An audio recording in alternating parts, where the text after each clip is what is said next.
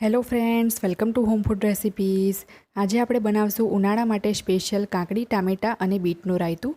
આ રાયતું ખૂબ જ હેલ્ધી હોય છે અને ઉનાળામાં જ્યારે તમને કંઈ પણ ખાવાનું ના ભાવે ત્યારે તમે જો મેઇન ડિશમાં આ રાયતાને સર્વ કરશો તો એ તમારા શાકનો સ્વાદ પણ ભૂલાવી દેશે। એ એટલું ચટપટી અને ટેસ્ટી લાગે છે। તો ચલો એને બનાવવાનું શરૂ કરીએ।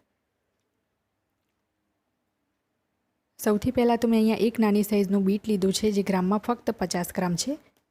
એક મીડિયમ સાઇઝનું મેં ટામેટું લીધું છે, જે ગ્રામમાં 80 ગ્રામ છે। અને અહીંયા મેં એક નંગ કાકડી લીધી છે, જે ગ્રામમાં 150 ગ્રામ છે। આ જે કાકડી છે એની ઉપરની જે સ્કિન છે એને હું હટાવી દઈશ પીલરની મદદથી, અને એ પછી એને ચોપરમાં હું ઝીણી સમારી લઈશ। કાકડીનો જે વચ્ચેનો બિયાવાળો ભાગ છે એ પણ આપણે હટાવી દેવાનો છે।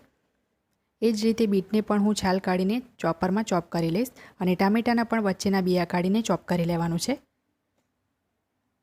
હવે એક બાઉલની અંદર આપણે 1/4 કપ દહીં ઉમેરીશું।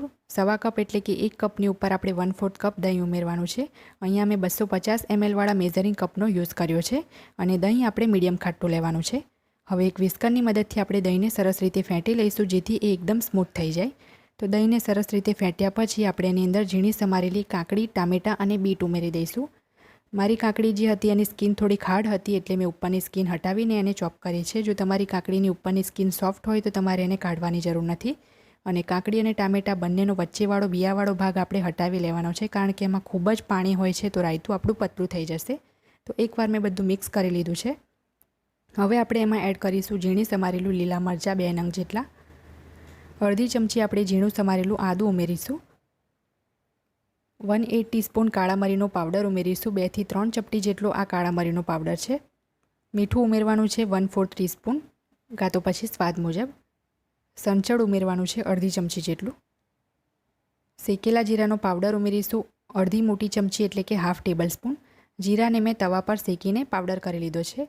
થોડાક આપણે એમાં ઝીણા સમારેલા લીલા ધાણા ઉમેરી દઈએ। અહીંયા મેં 1 મોટી ચમચી ધાણા ઉમેર્યા છે, અને થોડોક આપણે એની અંદર ઝીણો સમારેલો ફુદીનો ઉમેરી દઈએ। હવે બધી જ વસ્તુને આપણે સરસ રીતે મિક્સ કરી લઈશું। અહીંયા મેં બધી જ વસ્તુ જે મેઝરિંગ સ્પૂન આવે છે એનાથી જ માપીને લીધી છે।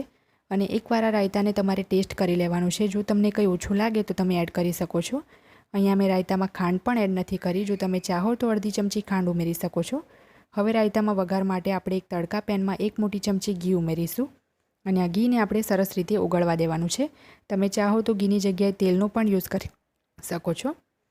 ઘી સરસ રીતે પીગળી જાય પછી આપણે એમાં 5 ચમચી જેટલું જીરું ઉમેરીશું, અને જીરુંને બરાબર ફૂટવા દઈશું। જીરું બરાબર સંતરાઈ જાય પછી આપણે એમાં 1/4 ટીસ્પૂન એટલે કે 5 ચમચી હિંગ ઉમેરીશું, અને ગેસની ફ્લેમ બંધ કરીને આપણે એની અંદર 6 થી 7 મીઠા લીમડાના પાન ઉમેરીશું, અને સરસ રીતે આપણે મિક્સ કરીને આ વઘારને આપણે રાયતાની ઉપર નાખી દેવાનો છે। એકવાર આપણે આને મિક્સ કરી લઈએ, અને એ પછી આપણે આને સર્વ કરી લઈશું।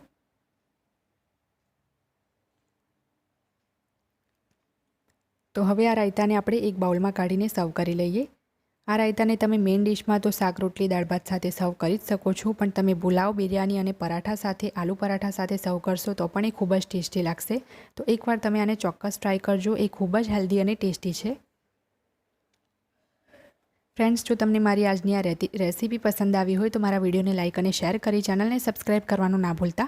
સબસ્ક્રાઇબ બટનની બાજુમાં જે બેલ આઇકન છે એને પણ દબાવજો, જેથી તમને મારા દરેક નવા વિડીયોની નોટિફિકેશન મળતી રહે। અને જો તમારે મારો આ જ વિડીયો હિન્દીમાં જોવો હોય તો એની પણ મેં લિંક નીચે ડિસ્ક્રિપ્શન બોક્સમાં આપી દીધી છે। તો મળીએ નેક્સ્ટ વિડીયોમાં, ત્યાં સુધી આવજો।